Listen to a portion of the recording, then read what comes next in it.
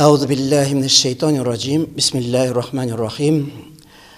Elhamdülillahi rabbil alamin ve salatu vesselamu ala eşrefil murselin seyyidina Muhammedin ve ala alihi ve ashabi ecmaîn. Muhterem, aziz, imanda, İslamda bulgan kardeşlerimiz. Biz bugün tip sözümüzni, özümüzün ana tilimizni saklaw, özümüzün yerligimizde yaşaganda bizning burungi baba abilarimizning, ati anilarimizning ketirgan ulu miras, ul da til meselesine biz qag'ilib silab o'tmoqchi bo'lamiz. Darsdan da bizga Alloh subhanahu va taolo o'zining Qur'on karimida da shunday oyat karimani keltirib, Bismillahirrahmanirrahim. Wa min ayatihi khalqus samawati wal ardi واختلاف ألسنتكم وألوانكم إن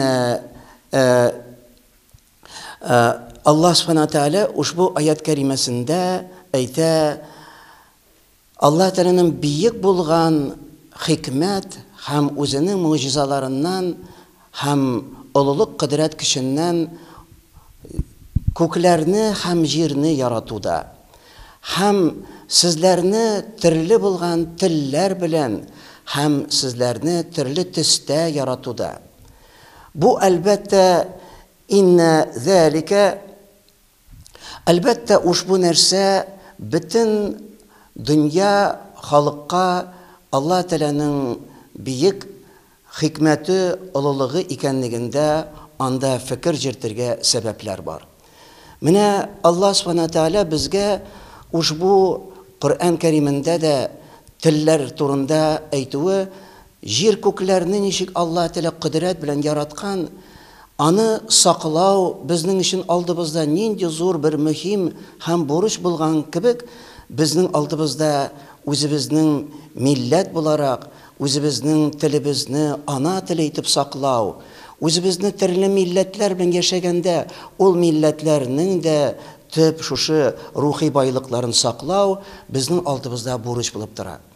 Ne kadar da o'z ana tilinde bala silashayken kichkinadan ul albatta o'zining burungi azir bo'lgan g'olimlarning mirosi bilan tanishirga, onun bilan shulay endi ma'rifatin, o'zining madaniyatin o'stirishga angar zo'r bir negiz bo'lib turadi.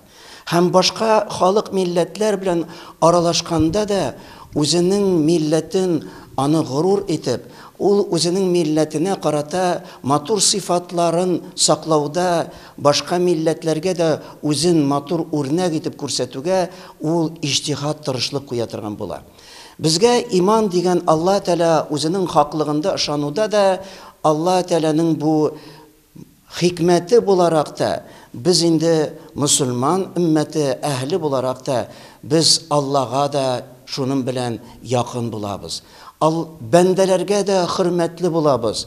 Biz Allah Teala'nın hikmetlerin özümüzde saklavşı bularak biz Allah Teala'nın dereceli anın sevaplarına erişip biz dünyanın da hürmetini tavıp ahirette de hürmetli bulabız. Elbette babay abilerimiz bizge kaldırgan ilim mirası, ol bizim kitaplarımızda yazıldıyken biz onu amanet etip başka bunlara tapşırıda buruç. Şunun için mine şu ana tilinde biz ilerimizde sileşu tip kanun bulup dura. Bizning yurtlarımız ol bizning kichkine bir devletning ilişi bir kichkine devlet. Şu devletning tip tili elbette o'zining ana tili bulurga tiyishli. O'zining şu devletinde bala ko'p türlü ko'rkam İslamdagi ahlak, edep, namus, yalu hem başka merhametlik atiyanilerin ululav kibik sıfatlarını tabırga tiyishli. Onun için ata-ana terbiye bire, hizmet ete. Şuna göre de şuşu idegi muhitin ul uramga çıkkanda da ko'rkamligin ul qayda bulsa da kişiler arasında izgilikte, yaxşı tilekte hem matur icadi hizmetler bilen fayda getiretigen bular. Şuna göre hürmetli bizning milletteşlerimiz, elbette biz tilimiz, o'zimizning Allah Teala bergan qadrli ana tilin, tatar tilimizni begirakda saqlovda o'zimizning игътибарыбызны гаиләдән балаларга бирү һәм оныкларыбызга бирү, нәселдән нәселгә телебезне югалтмау безгә Аллаһның аманаты булып калды. Шуңа күрә дә шушы Пәйгамбәрimiz Рәсүл Әкрәм саллаллаһу алейһи ва сәллям әйткәнчә, ватан сөю иманнан диде. Шуңа күрә дә ватанның төп аның нигезе телдән башлана. Рәхмәт безнең Татарстан хөкүмәтебезгә дә, безнең җитәкчеләребезгә шул тел саклауга олы булган хезмәтләр, матди булган шушындый өлешләр кертәләр. Шуңа күрә без инде бу тарафтан инде аларга да хәерле уңышлар һәм эшебез алга һәм олы үсешләргә ирешүләрне Алла Тәала насыйп итсә иде. Ва алейкум ва ассаламу алейкум ва рахматуллаһи ва баракатуһ.